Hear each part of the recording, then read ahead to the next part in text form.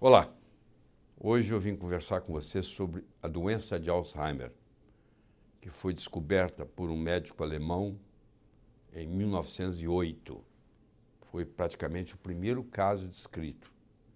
Você vê o seguinte, desde que descreveu esse primeiro caso, que era uma doença rara, praticamente inexistente, as pessoas ficavam velhas sem ter que ficar gaga, tanto é que os velhos eram respeitados porque traziam uma grande experiência.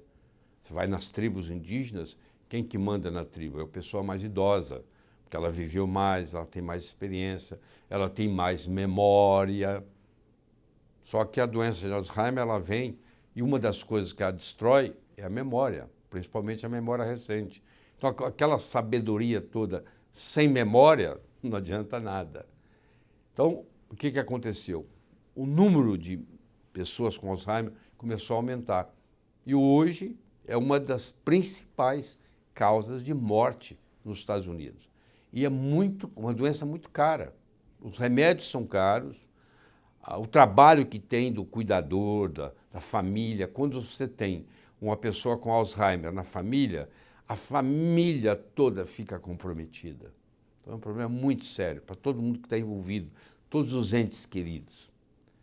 Existe um teste muito simples que a gente faz no consultório, que é a pessoa chega, você pede ela para desenhar um relógio. Do nada. Ela só não pode colar. E ela desenha o relógio. Aí você avalia esse relógio. Tem gente que desenha um relógio, esquece de colocar o número, esquece de colocar o ponteiro do minuto, o ponteiro da hora, e assim por diante. Mas está ali. Aquilo ali fica registrado. Aquilo ali é o baseline, que a gente chama, é a base. Agora eu vou fazer uma intervenção e eu vou saber se essa intervenção está melhorando a cognição da pessoa se eu fizer o teste do relógio e ele melhorar. Então é uma coisa simples e muito fácil de fazer. Então faz-se o primeiro, faz-se a intervenção. O que tem aí de clássico? Primeiro que o custo financeiro é grande, o custo emocional é caríssimo, e o tratamento do Alzheimer, por um ponto de vista de remédio, é inibidores da acetilcolinesterase, que não mexe com a doença, mexe um pouquinho com a sintomatologia, mas tem uma série de efeitos colaterais. Às vezes o tratamento acaba ficando pior do que a doença. Essa é a grande verdade. Então olha que interessante. Então tem esses casos todos, cada vez mais gente com Alzheimer, talvez por aumentar o consumo de açúcar, talvez pela contaminação do ambiente, o ar, poluição, que tem muito a ver com poluição. Pessoas que vivem em regiões urbanas têm maior incidência de Alzheimer.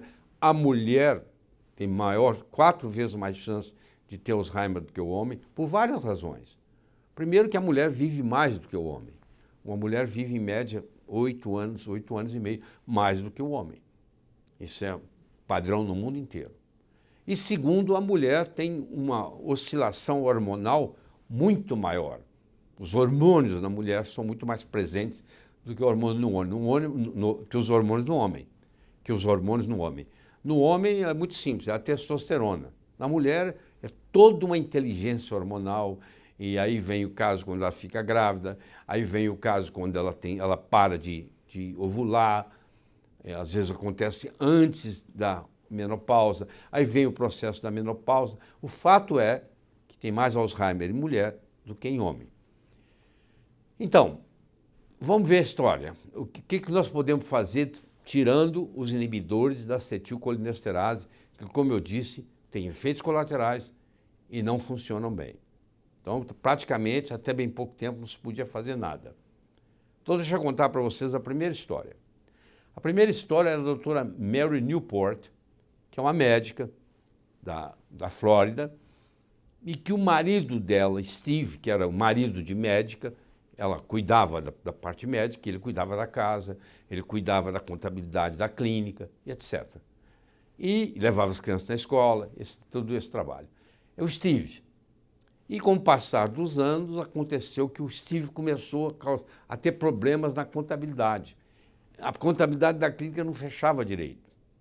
A ponto de que chegou o caso do Steve ir num lugar e não conseguir voltar para casa. Isso acontece em pacientes com Alzheimer. Ela levou ele ao médico, ao neurologista, e foi diagnosticado que ele tinha o início de Alzheimer. E ela então resolveu colocar ele num dos estudos, porque sempre tem um estudo recente, um remédio novo e tal. E quando ele foi fazer o teste, ele não passou. O mínimo que precisava para entrar no teste, ele não passou. Então ele ficou sem opção. Ela começou a procurar na internet, foi consultar o Dr. Google, e aí ela descobriu que na internet havia uma história do óleo de coco, que ela achou aquilo uma bobagem muito grande, mas ela leu de novo, não custa nada, é barato. Dá 3 colheres de sopa por dia de óleo de coco para o Steve, não ia fazer muita diferença. Por que não tentar? E ela tentou e ela teve uma surpresa muito agradável, porque em poucas semanas o Steve mudou. Ela fez o teste do relógio de novo, mudou tremendamente, era outro relógio, e o Steve voltou a dirigir, voltou a fazer conta, voltou a fazer compra para casa.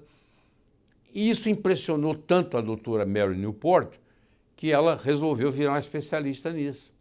E ela escreve um livro de Alzheimer.